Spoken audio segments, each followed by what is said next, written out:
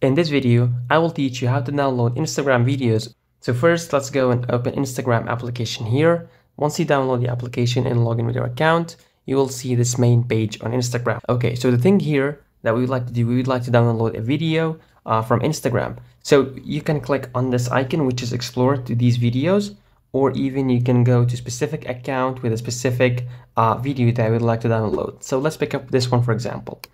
What we're going to do now here, we're going to click on these 3 points here, as you can see.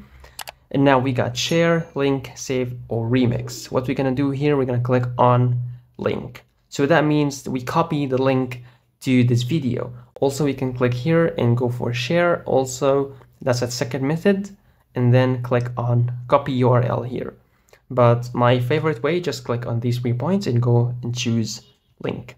So that's the first step. The second step, we'll go to browser. This works on Samsung Internet, Google Chrome, or even Safari. So let's go here on Samsung Internet and go for Google and search for Snap Insta. Here we go. Now we're gonna click on this first search result, which is Snap Insta.